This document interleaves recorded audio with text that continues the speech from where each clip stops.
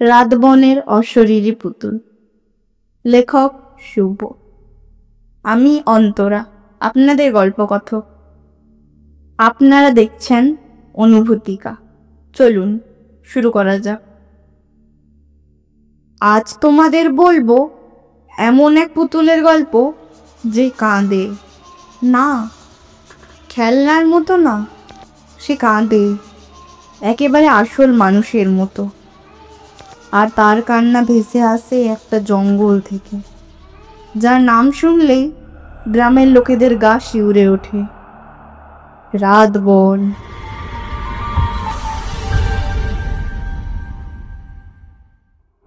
তিতলি 8 বছরের ছোট্ট মেয়ে, চোখে জেদ, মনে সাহস আর খুব কৌতূহলী সে। গ্রামের পাশেই ছিল ঘন একটা জঙ্গল, রাতবন। সন্ধ্যা নামলে সেখানে বাতাস কাঁপে, গাছ কাঁদে, আর শোনা যায় একটাই শব্দ, একটা পুতুলের কান্না। একদিন সন্ধ্যায় খাওয়া দাওয়ার পর মায়ের পাশে শুয়েছিল তিতলি। তিতলি উঠে দাঁড়ালো।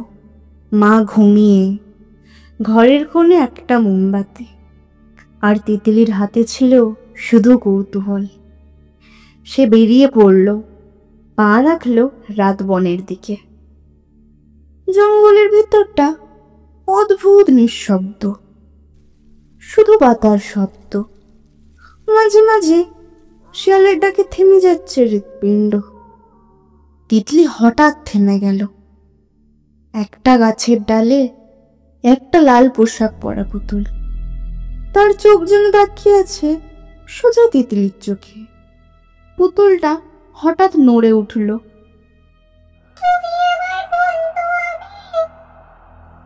শোনা গেল ঠান্ডা কণ্ঠ। তিতলি বলল, তুমি কথা বলছো? পুতুলটা বলল,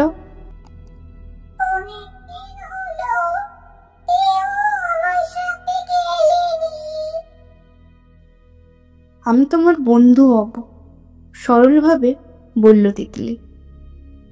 সেই মুহূর্তেই চারপাশের বাতাস ভারী হয়ে উঠল, গাছগুলো কেঁপে উঠল, আর পুতুলটা ধীরে ধীরে বড় হতে লাগলো। তার চোখে রক্ত, মুখে ঠান্ডা হাসি। তুমি এখন আমার চিরদিনের বন্ধু, তুমি এখানে থাকবে, আমায় ছেড়ে যাবে না।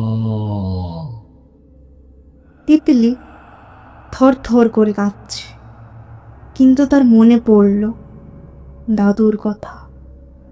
তিতলি সাহস করে বলল, তুমি সত্যিকারের বন্ধু না, আমি ভয় পাই না। সেই মুহূর্তে অশরীরী চিৎকার করে উঠল।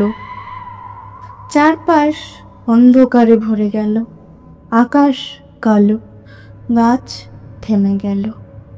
পুতুলটা আগুনের মতো লাল হয়ে উঠল, আর ধোঁয়ার ভেতরেই ধীরে ধীরে গলে গেল। তিতলি তখন দৌড়ে গ্রামে ফিরল, মায়ের বুকে লুকিয়ে পড়ল। কিন্তু তার চোখে এখন ভয় না, সাহস। সেই রাতেই রাতবনে আর কোনো কান্না শোনা যায়নি। সত্যিকারের সাহস মানেই ভয়কে জয় করা, আর প্রতিটা শিশুর মধ্যে সেই সাহস লুকিয়ে থাকে। তোমার ভেতরেও আছে, শুধু মনে রাখতে হবে ভয়ের থেকে বড় সত্য। আর অন্ধকারের মধ্যে লুকিয়ে থাকে অজানা রহস্য, যেগুলো আমাদের হাতছানি দিয়ে ডাকে।